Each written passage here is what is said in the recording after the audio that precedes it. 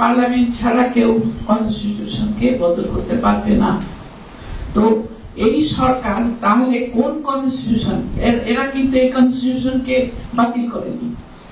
যে কনস্টিটিউশন বর্তমানে আছে তার আন্ডারে সরকার নিয়ম আইনের কিছুটা আশ্রয় নিয়ে তারা একটা সরকার গঠন করেছে, এবং করেছে কিসের জোরে? জনগণের মতামতে, পিপলস উইল, যেটা ছেলেরা বলছে। পিপলস উইলই তাদের শক্তি, সেখানে তাদের কাছে কনস্টিটিউশন অন্য কোনো কিছু আর বাধা নেই। কারণ এই স্বাধীনতা, আমি এক ধরনের স্বাধীনতাই বলবো, যেটা আমি নিজে মনে করি মত প্রকাশের স্বাধীনতা। আমরা সব স্বাধীনতাটা পেয়েছি এই আন্দোলন, গণ আন্দোলনের মাধ্যমে, এবং তারাই কিন্তু এই সরকারটা গঠন করেছে। তাদের চ্যালেঞ্জ করবার মতন আইন কোন রকম আছে কিনা আমি সেটা বলতে পারবো না। কেউ বলতে পারবে কিনা যে এই সরকার তো সরকার না, এরা আবার ইলেকশন দেবে কি করে? কিন্তু ইলেকশন না দিয়ে পার্লামেন্ট না হলে কনস্টিটিউশনটি বা বদল হবে কি করে? এটা এখন আমাদের কাছে বড় প্রশ্ন। যারা আপনারা যারা এখানে কনস্টিটিউশন বিশারদ আছেন তারা সব বলতে পারবেন। তবে আমি যেটা মনে করি সেটা হচ্ছে পিপলস উইলের উপরে আমাদের কোনো কথা নেই, পিপলস রাইটের উপরে আমার কোনো কথা নেই। I have the right two live in a country which is free.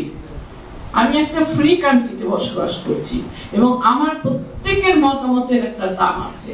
এখন সেই মতামতটা কিভাবে প্রকাশ করে আমরা একটা নির্বাচন দিয়ে পার্লামেন্ট বানিয়ে সেখানে আবার আমার কনস্টিটিউশনটাকে নতুন করে আমাদের পছন্দ মতন করতে পারি, সেই প্রচেষ্টা আমাদের করতে হবে।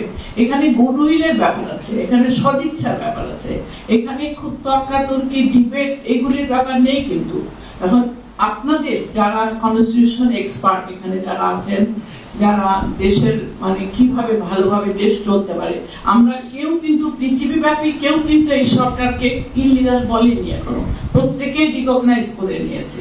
এবং সেই রিকগনিশনটাকে আমাদের মনে রাখতে হবে যে তারা যদি একটা নির্বাচন দেয়, সেই নির্বাচনটাকে আমাকে মানতে হবে। পার্লামেন্ট আসবে এবং পার্লামেন্টে আবার কনস্টিটিউশনে জনগণের কাছে একটা মতামত, এটাকে কি বলে, একটা গণ মতামত চাওয়া যেতে পারে।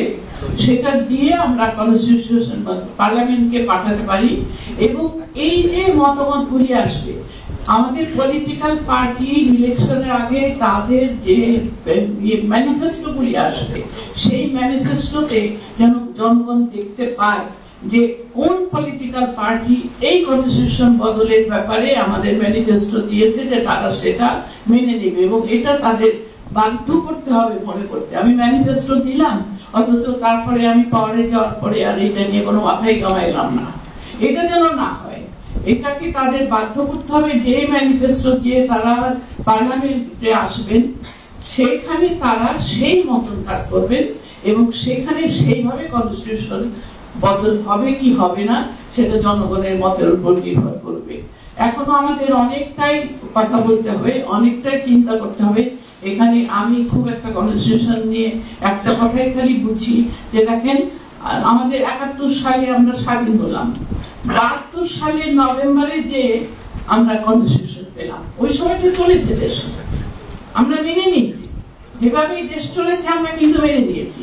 এখন যদি আমরা ওই রকমই একটা মনে করি যখন একটা নতুন সরকার আসছে এবং কনস্টিটিউশনটা আমরা পরে ইয়ে করবো, নতুন করে পুনর্গঠন বলেন, পুনর্লিখন বলেন, যাইটাই বলেন না কেন করবো, সেভাবেই যদি আমরা মেনে নিই, তাহলে চিন্তা ভাবনা করে কিন্তু কনস্টিটিউশনটা পরে করা যেতে পারে, পুনর্লিখন করা যেতে পারে, পুনর্গঠন করতে পারে।